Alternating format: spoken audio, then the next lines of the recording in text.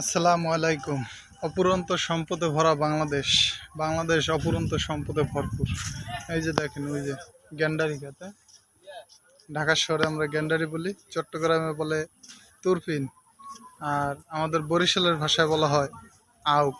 ঠিক আছে, বিক্রমপুরে ঘুরতে আসছি, আইসা দেখি যে শত শত জায়গায়, মানে শত শত একর জায়গায় গ্যান্ডারি চাষ করা হয়েছে। আপনার যেদিকে রাস্তার দুই পাশে গ্যান্ডারি, এই যে এই পাশে ওই যে প্রচুর গ্যান্ডারি, ওই যে কিছু ভাইয়ের আবার ওই যে উঠাইতেছে, কাইটা উঠাইতেছে, উঠাই আপনার এই যে আইনা ফালাইছে। হ্যাঁ, এগুলো এখন এখান থেকে বাজার যাবে। যেদিকে আপনি যেদিকে তাকাইবেন ওইদিকে আপনার গ্যান্ডারি চাষ হইতেছে। এখানে আমি আসলাম, যাওয়ার পথে দেখা পরে আমিও একটা কিনে নিলাম খাওয়ার জন্য। হ্যাঁ, এখানে একটা নিচ্ছি 50 টাকা দিয়ে, আর এটা আমার শহরে কিনতে হলে 100 টাকা লাগবে বা 80 টাকা লাগবে। ঠিক আছে, প্রচুর যেদিকে তাকাই আর কি সেদিকে গ্যান্ডারি বাগান, শুধু খালি গ্যান্ডারি আর গ্যান্ডারি।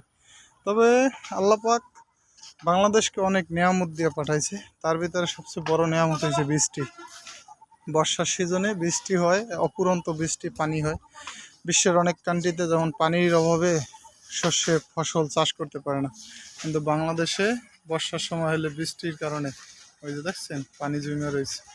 এই পানির কারণে আমাদের যেইটা রোপণ করি মাটিতে, আল্লাহ পাক ওটারই অনেক সুন্দর করে করে। আলহামদুলিল্লাহ।